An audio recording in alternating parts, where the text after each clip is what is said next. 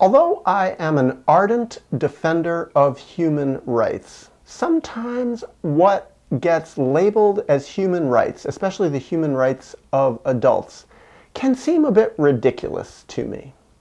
Recently, I was reading the United Nations Declaration of Universal Human Rights. I believe that's what it's called. And it troubled me. I was reading this and I was thinking, it kind of felt false to me. It didn't really feel correct. And I actually didn't agree with quite a few of the things that they said there that they labeled as universal human rights. So I would like to read some of those things that really I didn't quite agree with.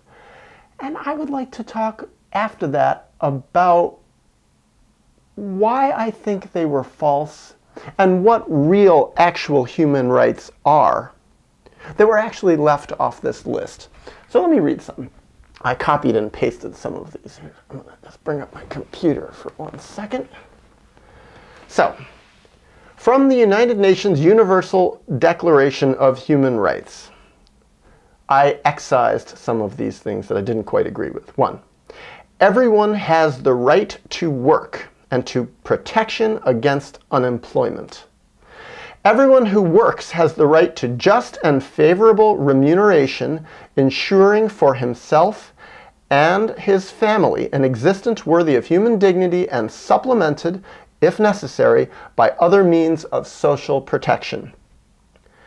Everyone has the right to rest and leisure, including reasonable limitation of working hours and periodic holidays with pay. Everyone has the right to a standard of living adequate for the health and well-being of himself and of his family, including food, clothing, housing, and medical care and necessary social services. And finally, this one really jumped out at me. The family is the natural and fundamental group unit of society and is entitled to protection by society and the state. Well, let me take my glasses off so I can focus a little bit better. Why did I not agree with those? I'm not saying that those are things that people don't want. I certainly want a lot of those things, and I like a lot of those things. But are those my rights? Do I have a right to be protected by a government if I don't have enough money? Do I have to have a government that gives me clothing and housing and medical care and insurance if I lose my job? Is that a fundamental right of mine? I actually kind of question that. And the reason that I question that is I think that puts the government or any government or the world, some big organization, in the position of being the parent. And suddenly I'm a child who can't take care of myself and needs someone who's going to look after me and nurture me. And for me, I feel those are my responsibilities. Doing those kind of things, if I can earn them and work for them and create them, prepare ahead in my future for problems that I might have, it's my job to do a lot of those things. And I felt the idea that those are a right of mine, that I'm supposed to be given these things, that I'm entitled to these things. I hear a lot of people in our modern world, in America and other countries, talking about their entitlements. And yet I've been in other places in the world where people don't agree that those are fundamental human rights and that they have to work for them and they have to fight for them. And a lot of times what I've seen in places like that is that people have more self-esteem. They have more of a sense of responsibility. They have to work to earn things. They're not just being given things. I think a lot of times when people are just given things that they didn't work for or fight for or sacrifice for or struggle for, they become soft inside. But more so, they lose their sense of being empowered. A lot of times people don't say that. They say, oh, it's the responsibility of the world, the government, whatever it is, to empower me. But I don't believe that. I believe it comes from the inside. But this isn't really even what I wanted to talk about. What I wanted to talk about at a deeper level are the human rights that were left off this list. And there were a lot. I've talked about this in varying ways in other videos.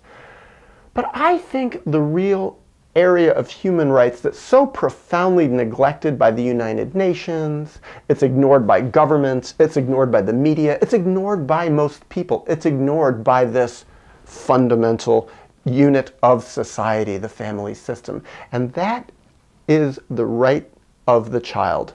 The different inalienable rights of the child to have emotionally healthy parents, psychologically healthy parents, to grow up in a world that is safe and free, where the child can go outside and play without having to worry about being hurt or attacked.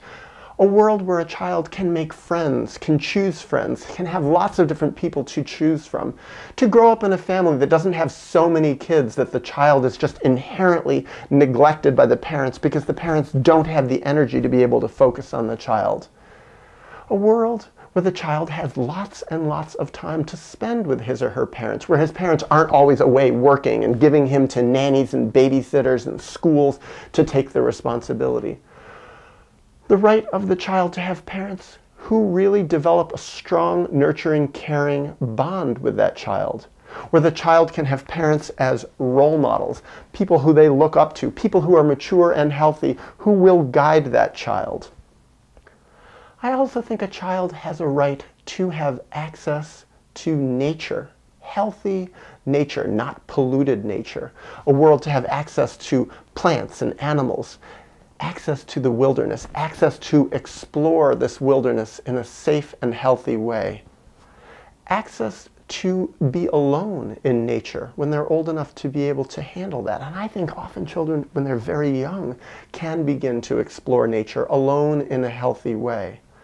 The child has a right to boundaries. The child has a right to not be violated by his or her parents. I know that our society says the parents cannot violate the child physically or sexually, but even those things go on all the time in all sorts of subtle ways that society actually will end up defending the parents over.